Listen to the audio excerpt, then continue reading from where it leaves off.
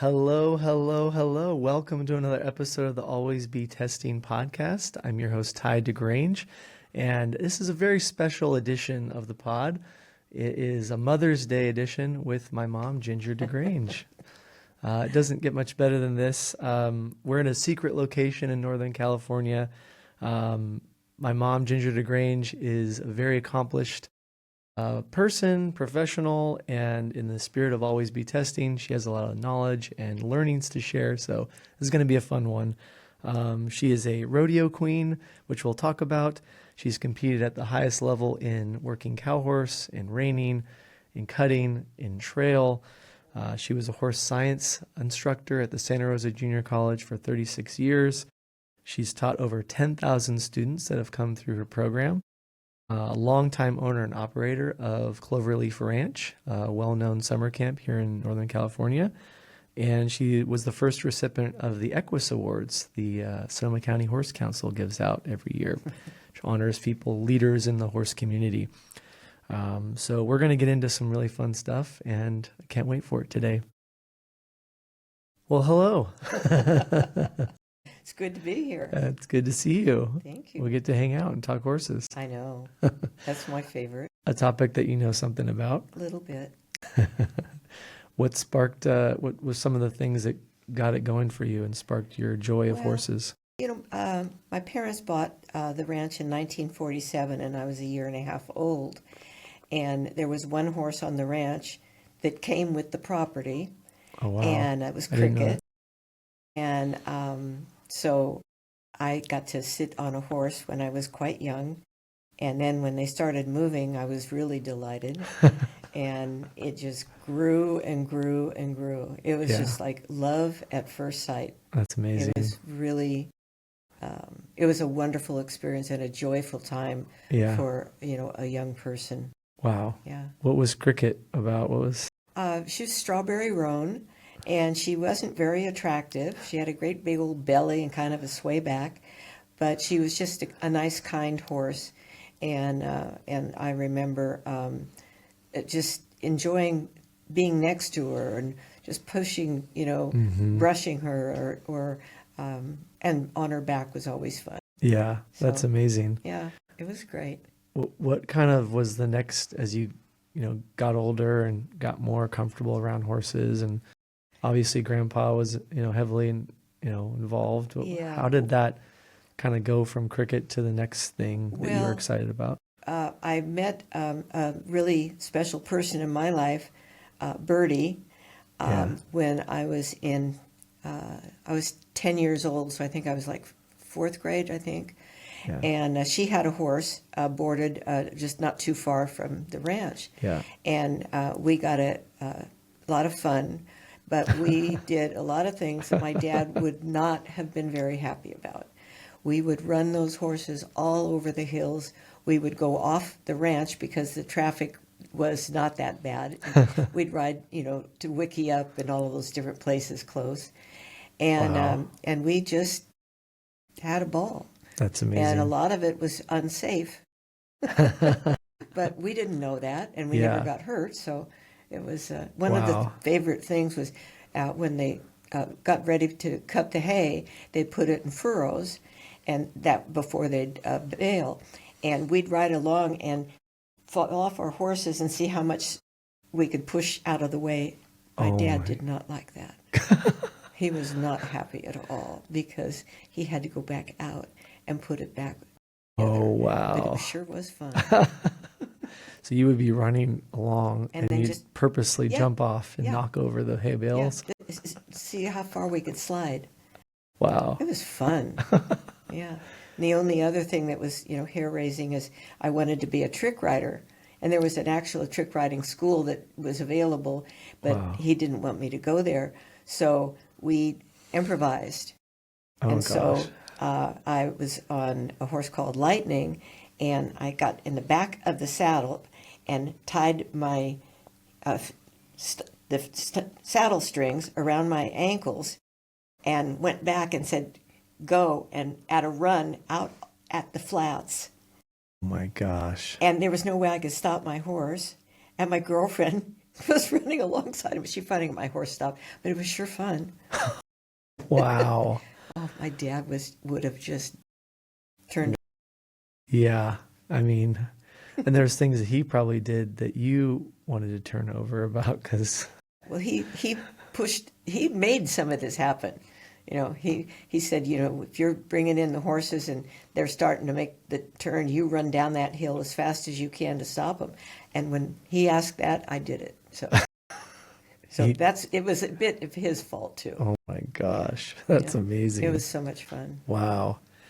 The horse whisperer stuff is talked about, and obviously getting comfortable, and you've talked about like feel on a horse, and how do you, for people that are maybe not super familiar with the horse world, how do you think about the topic of feel on a horse, and how do people that want to get good at horses figure that out? You can do it in several ways, depending on how timid the rider is. Sometimes you do things on the ground. They're not even on the back yet. But you can do what we call rein management, and you can have them hold the reins, and they're not on the horse, and you learn how to shorten and lengthen the rein. And then so that is the first thing you want to teach them, so that they have control to stop the horse. And that is, so by the time they get on the horse, they know how to do that, and that they have a tool, and it's much more rewarding when people know that they've got control over the animal. Yeah, that's amazing. That's amazing. You've talked about it a little bit. Something that's as that field becomes more advanced for riders, and it's also sort of hard to articulate it. Like, how do you get there?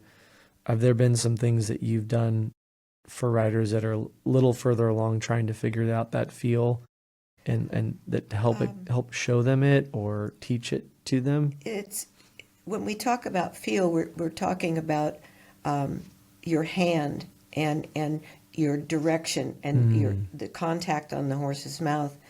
And we talk about the pendulum, which is a pendulum, we say, because it swings, it's smooth, it's not jerky, it's not a hard line. But if you're putting pressure on a horse to stop, we start at 0 and we go to 1 and then 2, and we come up slowly through all the up to like 10.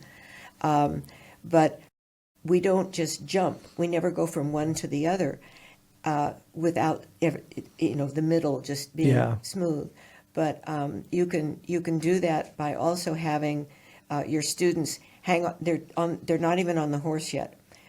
They have the reins, and you have them practice that, and then you have them hold the reins, and then you, meaning me, I would take it and I'd pull it really fast, and I'd say, now how does that feel against getting contact and then pulling? And so you try to develop a feel before they even get on, and that works really well for timid riders also. Wow. Yeah. So that they learn that they've got control, and you can do it on the ground. Yeah. Then you can put the rider on the horse, and then before you even go take a step, you can have them practice that. And so it gives them knowledge and a sense of control. Yeah. I remember watching some of the Buck Brannaman describe his way of doing that, and you just almost to a T described what he was sharing. Like a lot of those lessons you've taught steal ideas. us. Yeah. Well, yeah, and I think some of it, you guys were talking about, similar time before him too, and obviously he was really good, but I think the way you described do you grab it from somebody, or do you slowly let them know, kind of give them a warning, and it's softer? Yeah. Other parts of like the soft for horsemen and horsewomen that are like trying to figure out softness, are there other things that you do to define what softness means and how important that is? There's another, when you take the top of your headstall, and it's not on your horse, you're just holding it up, and you put your hand between the bit and the chin strap, okay, and you pull on it, they get what that feels like, and you don't. I don't jerk on that one because I could hurt somebody. Yeah. But I would take it and I'd start pull, and they can feel the leverage, and the leverage has a lot to do with how light you want to be on a horse. If you're riding with a snaffle bit, the reins are right at the mouth, but as you drop a shank, this was a class I didn't do well in. I think it was physics or something. Yeah. But the degree lower down. gets stronger. Yeah. So you could be very light on a long shank bit. Because there's leverage. Yeah, there's leverage because it's the chin strap that holds it. Yeah. Whereas a snaffle bit, you don't have as much leverage. And you don't have a chin strap.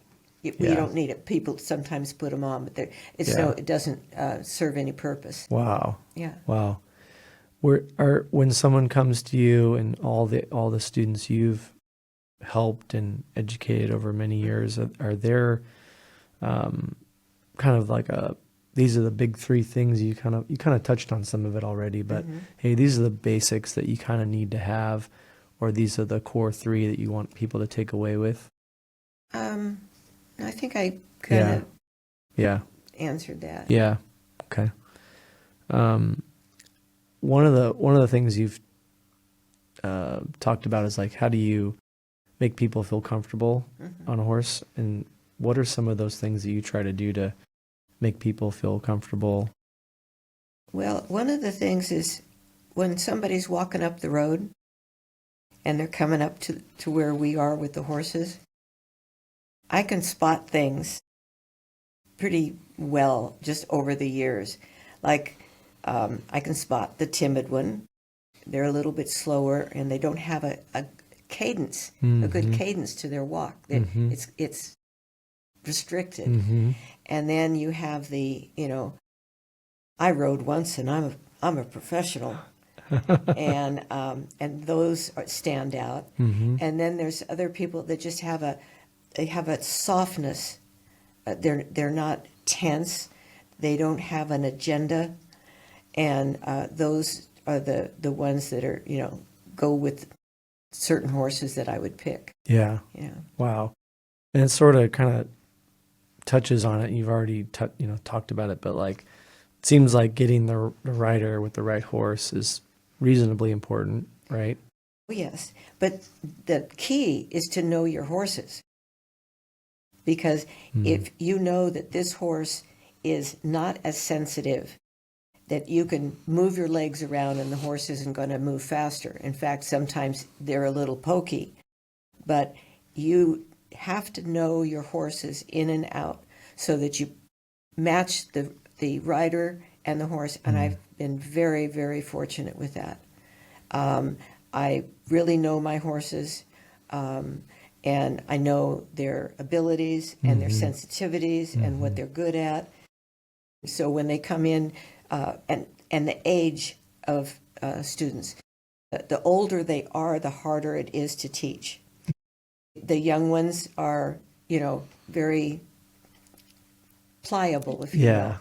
And they're rarely really afraid. Sometimes they are, and so we spend more time on the ground just next to the horse, and maybe have them touch him. And I don't like to put them at the horse's face, because I don't want them to learn to come up and put their hand out to a horse that they don't know is, good for that. Yeah. So no, it's knowing your horses and being able to identify what rider needs which horse. Yeah. And I've been very, I will say, very good at that. Yeah, that's great. That's what makes it work. Yeah. It may sound like a silly question, but how would you say to get to know your horses? Like, are there things that you, it may sound silly, but like, what are some things that you do to make sure you get to know them? One thing is, how they come in the barn, okay? And then we have those stalls that they go in, and we ask them to, back out of the stalls. If a horse is flighty or comes out real quickly, that horse I would be more apt to put with an advanced rider just because they're showing me sensitivity. You have horses that you go to bridle them and they move their head quickly, or they've been, maybe abused somewhere down the line. So you can work through that with good ground handling. When you're working around a horse and the horse always knows where you are, you're not sneaking up on them, and you bridle correctly so you're not, banging the bit into their mouth. Those kind of things all add up to what I would pick as a good horse.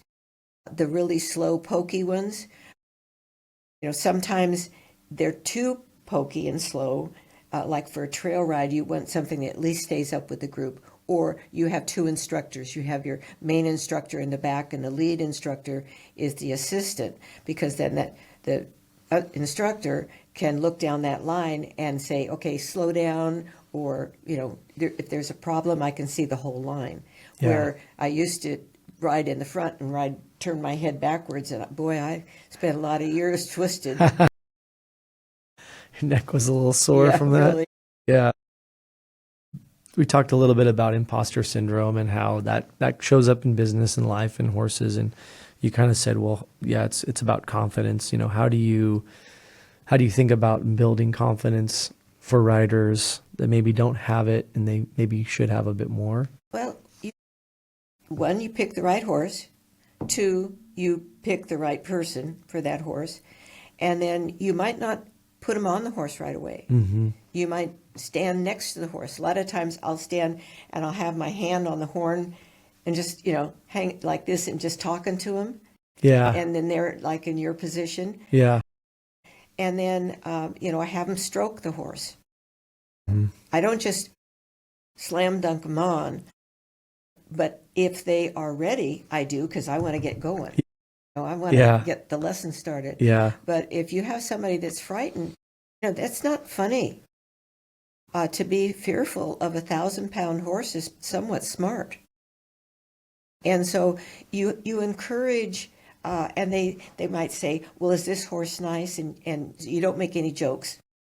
You say, yes, this horse we use in our lesson program, and there's young kids that ride it too. This is deep. I'd be talking to an adult. Yeah.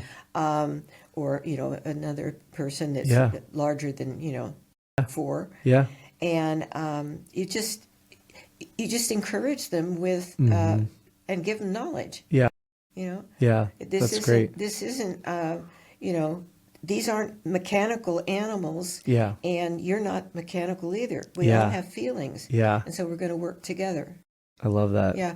It's just amazing what these horses do for us. Yeah. They have so many cues, and they still will come to the party for us. It's amazing. I admire that so much. I've seen it in the show world, where there's been quite a lot of brutality in the warm-up pens, and they really, get after these horses. And it just amazes me that these horses, they put up with a lot. Yeah. Which they shouldn't have to. You should make your horse's life as easy as possible. And that's why we have such longevity in our program.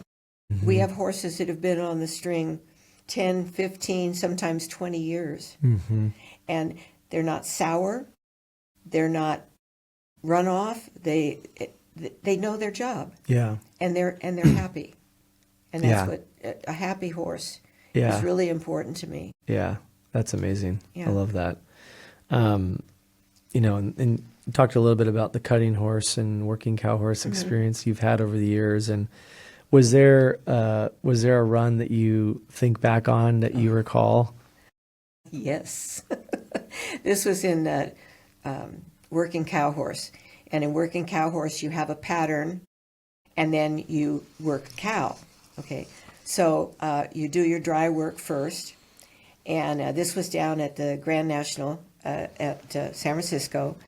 And Cow Palace? It was, my dry work was real sweet, just, nice slides, real, loose rein, quiet, but some speed in it. And then my cow work was really hard. For some reason, it was on, I can't even remember the horse right now. Muley? No. Dior? No. Anyway, I was running down the fence, and I felt like I could run faster than the horse. And I finally, made the catch and all that. Yeah. And came around and made my circles.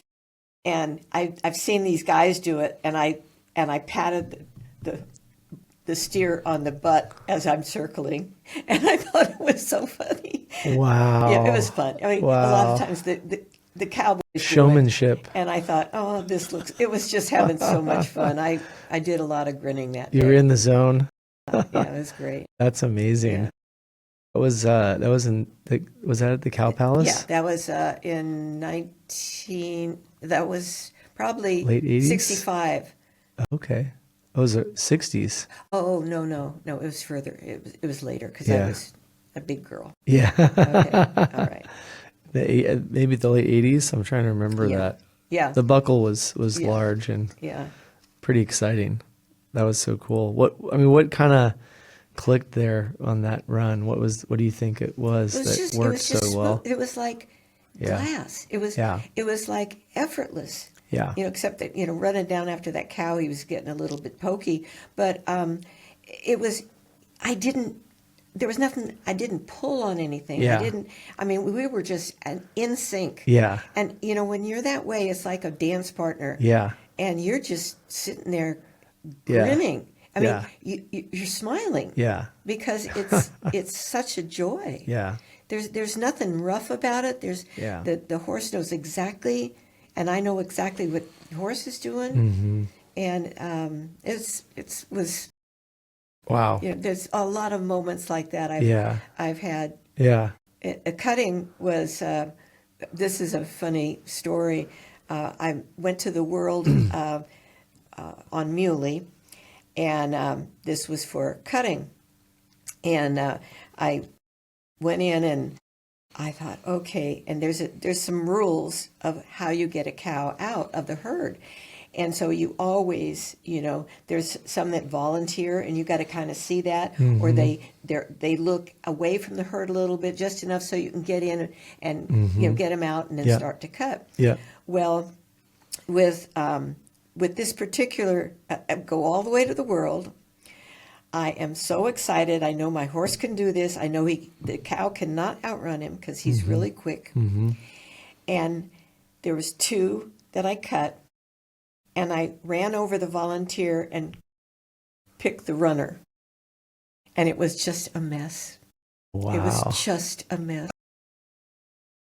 And to go that far. Yeah. Yeah. But Yeah. So you don't get too, Yeah. sassy and Yeah. you know it all. Yeah. But You had it all teed up, yeah, but then I almost, knocked the cow over. oh my gosh. Oh my gosh. It was funny. Didn't go as planned. No, Yeah. it was a long trip home. That's amazing. That's amazing. But when is there a student example where you think, wow, that just so proud of the outcome and the improvements that you've gotten from the conversation or the teachings with a particular student or a particular example? I have hundreds and hundreds and hundreds of absolute success stories. Mm-hmm. I just love it when it all comes together, and I can usually bring it together pretty quickly. Mm. And it's just, it's such a joy for me. Yeah. Because I'm giving them the joy of Yeah. riding, but doing it Yeah. with thought Mm-hmm. and softness and feel. Mm-hmm. So it's my win too. Yeah. But I've Get a lot got of- some wonderful students. Yeah. Well, Jason, Yeah. Yeah. he was a camper with us. Mm-hmm. He lived with us for a while because he wanted to train with Ron. Mm-hmm. He wanted to be a trainer. Yeah. And he's now a trainer in Canada Yeah. and doing extremely well. Yeah. And it's just fun to see That's awesome. success. Yeah. I probably digressing, but reminds me of Sean McCarthy too. Oh, yes. Oh, yes. Yeah, Sean, he was a camper, and then he lived with us to get him through high school. So I had to do a lot of teaching and helping him. And then he's, one of the top trainers down at Santa Anita. Yeah. And a wonderful, wonderful person. Yeah. And wonderful with the horses. Yeah. Yeah. I know it's not necessarily horse learning related, but we always tell the story of the table manners. Oh, that's so funny. Well, he kind of was looked like a barbarian when he'd sit at the table, and we keep straightening him up and saying, this fork does this, and you sit up and you don't lean over your plate. Yeah. And we said, one day you might be eating with the president. Well, he went to England, and as everybody knows, the Queen absolutely loves the horses. So guess what? Eating with the Queen of England. He was eating with the Queen of England. Amazing. You prepped him well. I know. When a new student comes to you, what's the first 5 minutes look like in terms of what are you kind of trying to assess for them and help them get ready and do the right thing? Well, I try to avoid the question of have you ridden before, because people ride once and it's the only sport that now they're a champion. And they say, oh yes, I've ridden. Yeah. And it might be once. Yeah. So I usually don't ask that question. I just said, are you comfortable around horses? And I can tell by their stance, the way they're breathing, yeah. And I already have an assessment, even just walk up. Wow. So that I can make the right decision. And as I said, I've just been super lucky with it because it works. Yeah, that's except amazing. For OJ. I mean, now you have to tell that story. It's pretty good. It's okay. Oh, I don't want him coming after. No. I think you're safe. Okay. Well, we used to have a sports celebrity with the Redcoats. We're a group of men that put on events for father and son. Mm-hmm. They had father and son banquets, and then they'd have professionals and stars come in. Yep. And so OJ came, and when my dad wanted me to take out all the trail rides, mm-hmm. and so I started, and I was like 14, and here I'm telling these linebackers and all these other people what to do, and they were very kind and very respectful. Yeah. Well, OJ comes, and he's he just won the Heisman Trophy, so he was feeling pretty important, and he ends up going on this trail ride, and I had him on a little Bonnie, and I kept telling him to keep the distance so a horse wouldn't kick and break his leg and he can own the ranch. So I said, I kept telling him this, and I finally lost all patience, and I ran my horse right at Bonnie, and I grabbed her, and I made her rear. I said, get off. You're walking home. And he looked at me. I said, no, you are getting off, and you're walking home. So we're coming back with the trail ride, and OJ's leading the horse. My dad is going, you didn't do that to OJ. I said, yes, I did. And so that the rest of the story with blonde, brown-eyed girls. Wow, that's amazing. But all the other guys were real supportive of me. Yeah. And he was just being a jerk. Yeah. Yeah, there you go. I hope that's okay. Yeah, I think we're all right. It's that's amazing. Please.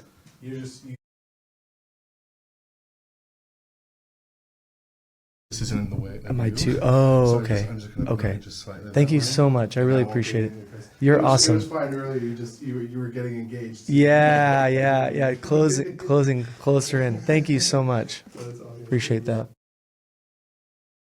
That's amazing. Unbelievable. Yeah. Miguel's into it.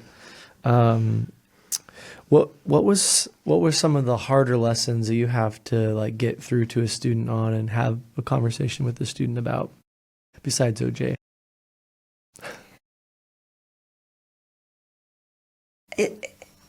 There's so many that are. I mean, there's not like one instant. It's more of a type of person. Mm-hmm. I think sometimes the ones who think they know it all Mm-hmm. and are too quick with their hands, and in order to get them to respond, that person would be the one I'd put down on the ground, Mm-hmm. and then do the thing with the bit, and I would pull it hard. Sometimes they think they're like machines or something, and that they don't have any feelings, Mm-hmm. and they're so wrong, because they can really hurt you, Mm-hmm. and you have to be in control. Yeah. You have to be the boss when you're riding. Yeah. The horse can't be the boss, but he can be your best friend. Yeah, that's a good reminder.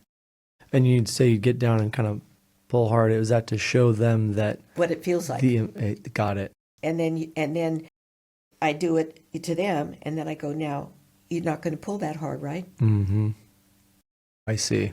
So Yeah. So then, and sometimes I'll hold the reins, and they're on, and I have them pull, and I go, no, you're pulling too hard on my hands. Mm-hmm. I'll have a slack here, Yeah. so the horse doesn't, have the sensation. But by doing that, you can, get the feel of how hard they're pulling, Yeah. and that we just back it off. Yeah. Wow. But I think adults are probably the hardest, Yeah. because we're so set in our ways. We've experienced the world, and we are knowledgeable. Mm-hmm. But you've got to come with some humility when you're learning a new sport, Mm-hmm. and that's the only way you're going to really gain things. Yeah. Because your ego's not going to get in the way. Yeah. That's And, great. So and kids are really wonderful. Mm-hmm. They aren't as fearful for the most part. Yeah. Some of them are, and Yeah. you just handle them differently. Yeah, absolutely. Speaking of kids, is there to preserve kind of like are there 3 core ideas or a few that you really think are important that hey, this is what I want my grandchildren to be aware of around horses. This is what I want the next generation to know about your style of horsemanship or your teaching? That would be a lot of information, and I think what with a child, you want them to be happy, you want them to be successful, and you give them the tools to ride a 1,000-pound horse and control it.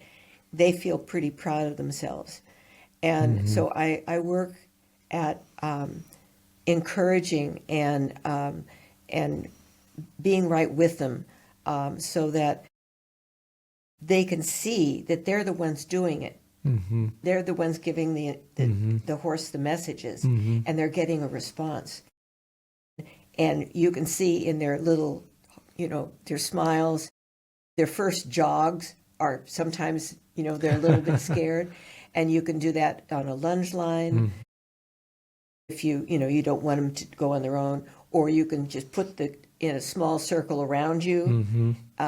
and have them do that. Yep. So you do short tests. In other words, you don't jog for 10 minutes. You maybe jog half a circle, and then you have them walk. Mm-hmm. And so now they've experienced that, Mm-hmm. but they also have the control to go back to a walk, Mm-hmm. and that's really rewarding. Yeah. You give tools to people, and they work, and then they can pat themselves on the back, and they grow with Mm-hmm. the riding experience. Yeah. They get confidence, Yeah. and it's a joy to see children that are confident Yeah. and happy. Yeah. That's amazing. And it sort of, I feel like it might connect to the next topic we've talked about a little bit, which is, are there things about the horsemanship or horses that taught you about leadership, or do you think there's things that translate there? Yeah, I had, I've been bucked off, and, I've had horses rear, and I've had horses kick out at me, and that develops quite a respect, respect the animal. Yeah. But I've never been, injured in anything bad except I had some ribs I broke letting the horses out the gate. Yeah. And they all wanted to run at once, and they smashed me against the gate. Ooh. But that wasn't any intentional thing. Yeah. But they're grand animals. Yeah, absolutely. They are. What do you think are there, obviously you've had such an influence on so many people teaching horsemanship and horses. Are there folks that you've looked up to over the years when you were kind of figuring out your horse journey that you thought, wow, that person's really helped me? Or Oh, yes, this was an interesting story. We used to have a hay wagon, and we had 4 draft horses. And my dad would get them out of the pasture, put the harness on. They were all shaking. They were ready to go. They were scary and then he wants me to put the Hames bells on, and they jumped over the tugs. I mean, it was like scary. And he goes, okay, bring all the kids. We're going up the hill. So he figured that if they, pulled real hard or fast, by the time we hit the hill, it'll slow them down. Well, I'll tell you what, that was a frightening experience. So there was an old man, 80 years old, just like me. there you go. Yeah. There you go. And he came up and he wanted to help with the horses. And he was a reinsman. And so he walked really slow. Yeah. He did everything so slow because he couldn't walk fast. Yeah. And these horses would normally be prancing around and, moving around. They absolutely melted. And these horses just got so quiet. Yeah. And I went, I'm going to do that. And also Harry Crow, who owned a saddle shop in Santa Rosa and boarded a horse, he was a wonderful mentor. Oh, wow. Saw that quietness. Wow. It's not the cowboy, jumping around and being hee-haw. Yeah. It was just quiet, and those horses just melted to that. And I respected that so very much, and I took that as mine. Wow. I really wanted that because I didn't have to be energetic. Yeah. I could really, be soft and quiet and not creepy. Not creepy soft. easy. No, it was nice. Yeah. It was a wonderful time. It's like a calm confidence that you're talking about. Yeah, it's like, I'm not going to be jumping at you. Remember, the horses are prey animals. Yeah. And so, moving around them nicely and not making quick moves is secure for them. Yeah. So, but I loved those men. They were so incredible. Wow. That's really cool. My dad was not that way. My daddy was, a little bit more the getty up and go. Yeah. But Yeah. I did both. Yeah. Because I barrel raced too, and that was fun. So I've kind of had a lot of different experiences. Wow. Yeah. What's the secret to barrel racing for people who are Fast interested? horse. Hold on. Don't lose your hat. Yeah. We used to, if you, a lot of times you'll see barrel racers come out and they'll hit their hat, and because it's going to fall, they put a 5-second penalty. So we didn't do that. We pinned I had so many bobby pins to hold my hat on. I had a headache, but I couldn't lose my hat. That's right. Yeah. Don't go off course and don't lose your hat. Yeah. Amazing. What else should we not, I'm not asking that I should be asking about. Yeah. I don't know. Was there another horse that we've not touched on that was really well, this was back when Bertie and I were riding, and doing silly things. Lightning was my first horse that was given to me. And we took him out in the lake and stood him like, up to the withers, and then we'd swim between their legs. Oh my God. And they let us do it. It just, of course I was a kid. Yeah. So I think that innocence, Yeah. you do things that you wouldn't do as an adult because you could get super hurt very quickly. Yeah. But it was things like that were really fun. And jumping logs, I wanted to jump, stadium jumping, and my dad wouldn't let me, so I was doing logs, but I didn't know what was on the other side. We were just, having fun, but never had an injury. Oh my gosh. Amazing. Yeah. Safety in the, Yeah. being a little slow or something. Yeah. I don't know. Maybe not knowing too much, but knowing enough. To get hurt. Yeah. I didn't. That's amazing. Oh my gosh. We talked a little bit about some of the books that you've reading recently that looked really interesting. Was it Human Brain, Horse Brain? Yeah. And you've obviously read some great ones. Is there some things in there that you think are helpful for people to be aware of? I would really, really recommend the book. Seriously. It is an incredible book. I think what hit me the most is these animals, as I say, they're prey animals. And so they've got the eyes out wide, and then the predator, he's got his more narrow. Well, we're narrow-eyed too. So we can look like a predator. Yeah. And I think that with that in mind, the book is really worth reading. I mean, I can't tell you all that's in it, but basically it makes sense when horses spook at things, and it goes over how to get them to be, better around that thing. So what happens is I always didn't do the right thing. Yeah. I pushed the horse maybe a little too hard when he did spook, instead of changing it up, and it's mentioned in the book, how to do that. But it's just a marvelous study of how the horse thinks and how they see things, because we don't see it in the same way. Yeah. And so I think when we look at that and try to figure out what the horse is thinking or the horse sees, I think we can become better horsemen. Love that. Yeah. Very cool. Yeah. Well, thank you so much for coming and doing this and chatting, and it's always a joy.